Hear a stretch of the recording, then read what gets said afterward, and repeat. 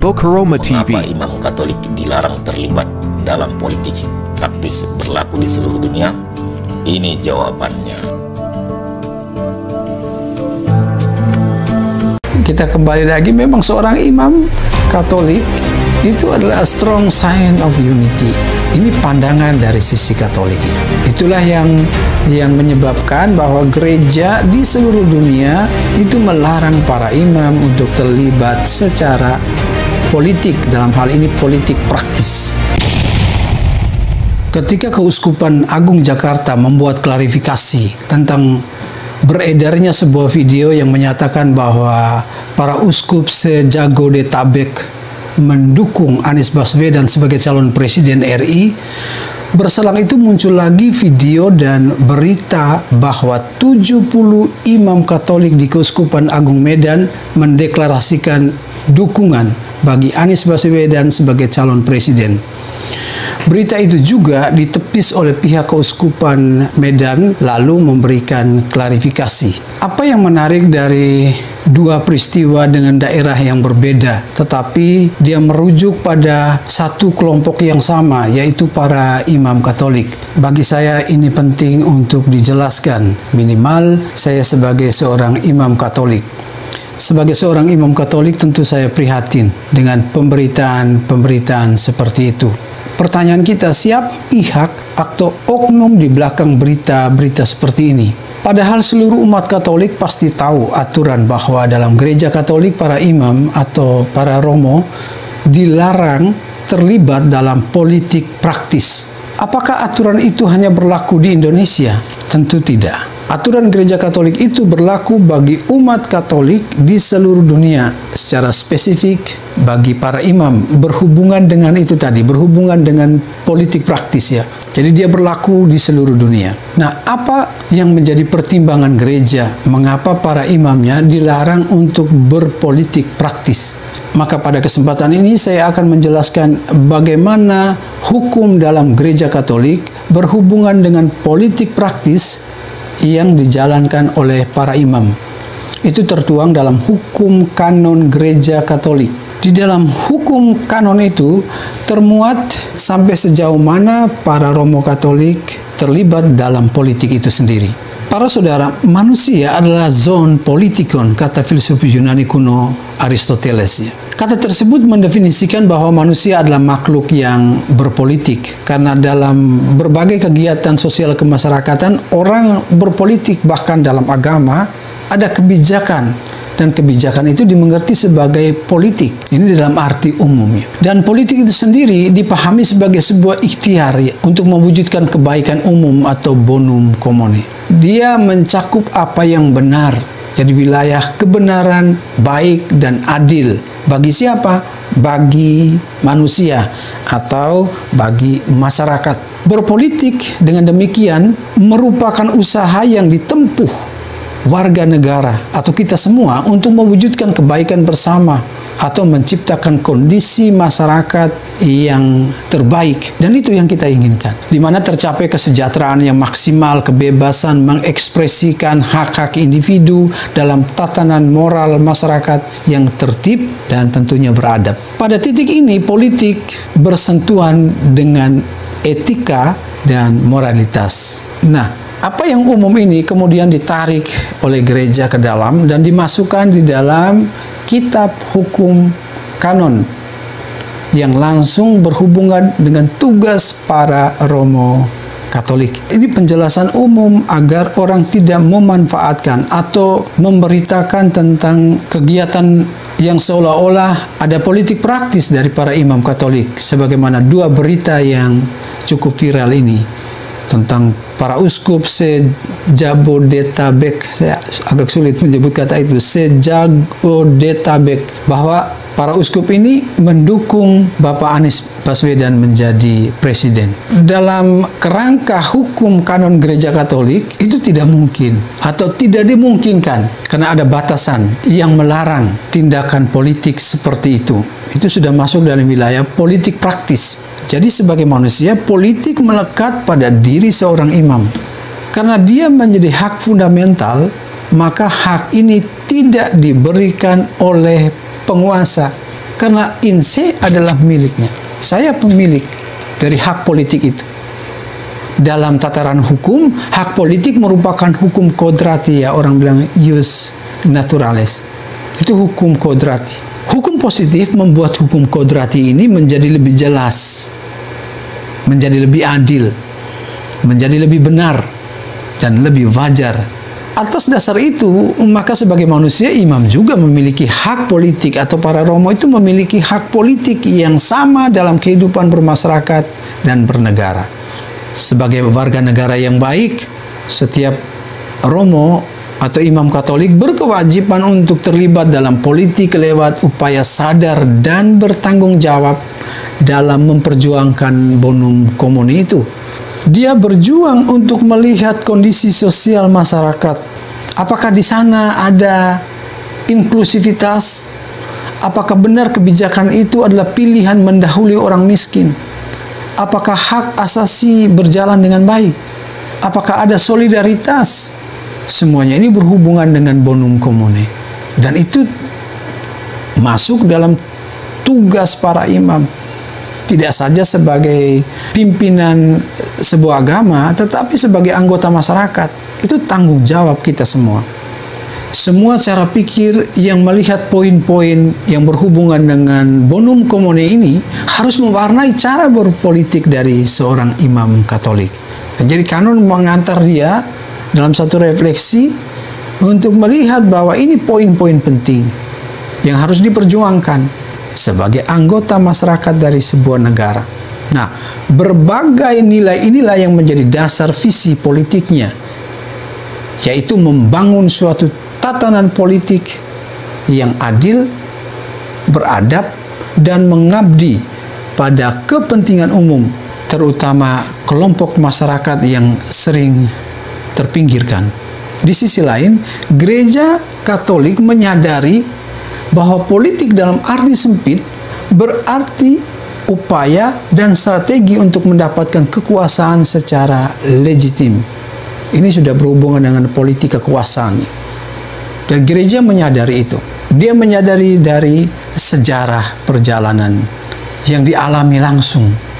Jadi kalau kita melihat sejarah gereja, kita melihat bahwa gereja sadar bahwa ada dalam satu titik sejarah, dia melihat ada satu yang berbahaya berhubungan dengan politik kekuasaan. Maka keluarlah hukum yang langsung berkaitan dengan para imam. Para saudara, politik adalah seni penyelenggaraan dan pengelolaan hidup bersama yang bergerak di bawah hukum-hukum dan berbagai aturan permainan yang jelas dan menjadi konsensus atau kesepakatan bersama. Dia konsensus, dia adalah sebuah kesepakatan bersama. Tetapi harus diingat bahwa terminologi politik dapat bernuansa peyoratif. Artinya apa? Ketika dia mulai menari atau ketika dia mulai masuk pentas, sering politik dijadikan ajang perebutan kekuasaan di balik permainan politik yang kadang-kadang tidak jujur demi mengejar kedudukan, menggalang kekuatan, dan keuntungan pribadi atau golongan. Kita sering mengalami itu. Kalau dalam konteks bernegara Republik Indonesia, kita sering melihat kejadian itu. Politik itu memang luhur untuk kesejahteraan rakyat. Namun seringkali itu terdegradasi. Nilainya menurun, kualitasnya menurun, lalu menjadi politik kekuasaan yang transaksional. Tentu Anda bisa melihat dan menilai sendiri ya. Minimal kita bisa menilai apa yang terjadi selama ini. Dalam hubungan dengan keterlibatan imam dalam konteks sosial politik, Sinode para Uskup di tahun 1971 menegaskan bahwa bersama dengan seluruh gereja para imam diwajibkan. Jadi para imam itu diwajibkan untuk apa? Untuk dengan sekuat tenaga memilih pola tindakan yang pasti ketika berhadapan dengan persoalan seputar pembelaan hak asasi manusia. Karena ini merupakan hak fundamental dan promosi pengembangan diri manusia yang utuh serta pencarian terhadap berbagai penyebab yang mengakibatkan belum terwujudnya perdamaian dan keadilan. Para saudara, teks sinode ini jelas memperlihatkan bahwa para imam dipersatukan dengan semua anggota gereja bahkan di seluruh dunia dalam melayani keadilan dan perdamaian. Namun di sisi lain juga menegaskan bahwa peran para imam dalam tindakan sosial dan politik tidak sama dengan peran awam. Ya, awam tentu lebih bebas. Awam bisa terlibat dalam politik praktis. Itu hak asasi. Tetapi para imam diikat dengan aturan lain. Karena ada konsekuensi logisnya ketika para imam terlibat. Dalam katekismus Gereja Katolik itu dikatakan dengan amat jelas bahwa bukanlah urusan gembala-gembala gereja supaya secara langsung campur tangan di dalam struktur politik dan di dalam organisasi kehidupan sosial. Yang dimaksudkan di sini organisasi ini organisasi politik seperti partai-partai. Karena bagi gereja ini adalah tugas umat, tokoh-tokoh umat yang didorong oleh para imam untuk terlibat di dalam politik praktis.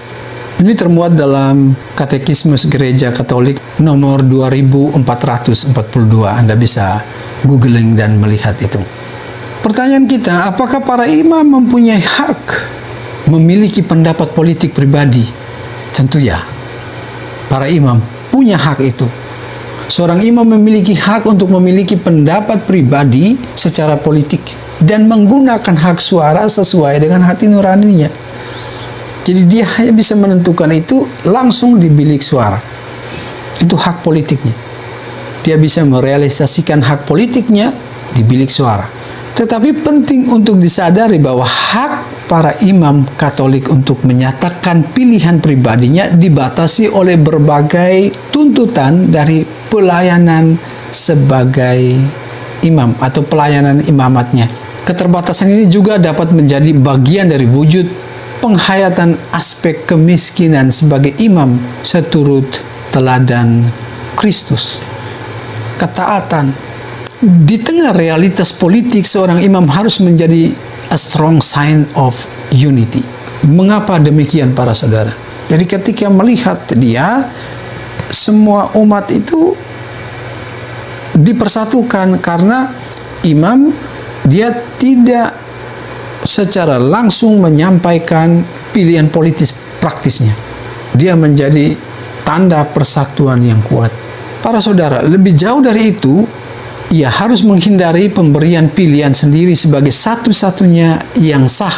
Dan dalam komunitas Kristen Katolik, ia harus menghormati kedewasaan kaum awam. Apa yang menjadi resiko terbesar ketika seorang imam itu terlibat dalam politik praktis? Misalnya, jika benar berita tentang para uskup se-Jabodetabek tadi itu mendukung Pak Anies Baswedan, lalu 70 imam Katolik di Keuskupan Agung Medan itu mendeklarasikan mendukung Anies Baswedan, maka pasti akan terpecah umat. Itu memecah belah umat. Karena variasi pilihan di tengah umat itu beragam. Masing-masing orang dengan tokoh yang dia pilih secara pribadi dengan alasan logiknya. Jadi dengan itu kita kembali lagi, memang seorang imam Katolik itu adalah a strong sign of unity. Ini pandangan dari sisi Katolik ya. Itulah yang menyebabkan bahwa gereja di seluruh dunia itu melarang para imam untuk terlibat secara politik, dalam hal ini politik praktis. Entah sebagai dipilih menjadi pemimpin partai atau anggota partai atau pemimpin wilayah, itu hukum gereja Katolik melarangnya dengan melihat risiko terberat jika itu dilakukan. Minimal ada 3 pegangan hukum. Ada kitab hukum kanonik, ada hasil sinode para uskup di tahun 71 dan katekismus gereja Katolik. Jadi pertemuan para uskup di tahun 1971 itu terjadi di Roma, Italia, lalu memutuskan soal ini, bahwa para imam Katolik dilarang terlibat dalam politik praktis. Berhubungan dengan pertanyaan apa yang menjadi dasar dari larangan ini. Yang pertama, sebagai entitas sosio-religius, gereja Katolik menghendaki agar para imam sebagai publik figur atau pimpinan religius harus sungguh-sungguh dapat diandalkan untuk mendamaikan dan merukunkan sesamanya tanpa diskriminasi ketika terjadi ketidakadilan, kekerasan, pertentangan, dan permusuhan di antara manusia, termasuk pilihan-pilihan politis. Dia mesti berdiri di tengah. Bukan karena dia tidak punya pilihan, tetapi dia mesti menyimpan pilihan itu agar dia menjadi tokoh pemersatu. Lalu yang kedua, politik adalah bidang yang rawan atau rentan dengan pertentangannya. Di dalam politik pasti selalu ada pertentangan dan permusuhan yang syarat dengan kepentingan diri atau kelompok. Maka dengan melarang para imam Katolik untuk terlibat dalam politik praktis, gereja hendak menjaga identitas diri para imam Katolik sebagai pemersatu. Lalu yang terakhir, dan bagi saya ini penting agar tidak salah menilai atau tidak salah menafsirkan. Begini, para saudara, imam Katolik tidak dilarang memberikan suara dalam pemilu, berbicara tentang politik, mengkritisi kebijakan politik dan kebobrokan politik. Bahwa para imam dilarang untuk melakukan tindakan politik praktis itu sudah final ya. Dan kita lihat ternyata ada konsekuensi kalau tokoh agama terlibat dalam politik praktis menurut pandangan gereja Katolik tentunya. Para imam Katolik terpanggil juga untuk berbicara berhubungan dengan kehidupan sosial politik yang sehat, yang rukun dan bersaudara tanpa harus menjadi hamba dari ideologi sebuah partai atau kelompok tertentu dalam negara. Semua aturan yang berkaitan dengan larangan para imam terlibat dalam politik praktis karena gereja diajar oleh sejarah perjalanannya. Sejarah perjalanan gereja Katolik menunjukkan bahwa ketika tokoh agama, para imam Katolik terlibat dalam politik praktis, maka terjadi banyak sekali pelanggaran hak asasi manusia. Gereja menyadari bahwa kehadirannya terutama dalam diri para imam harus menjadi tokoh yang meneduhkan, tokoh yang memberi jalan keluar untuk persatuan, tokoh yang hadir di tengah umat dan juga di tengah masyarakat sebagai yang memberi jalan keluar yang teduh, yang damai. Dengan demikian, kehadirannya adalah kehadiran yang menciptakan perdamaian, kerukunan, dan keadilan. Semoga ini mencerahkan kita, lalu terutama bagi siapa saja yang sering memberitakan posisi imam Katolik dalam politik praktis Indonesia bisa memahami dan tidak mengulangi pemberitaan yang memakai nama para imam atau para uskup. Salam dari Kuasi Paroki Santo Aloysius Gonzaga, Sungai Lilin. Semoga kita selalu diberkati, diberi kesehatan, dibukakan pintu rezeki. Tuhan memberkati.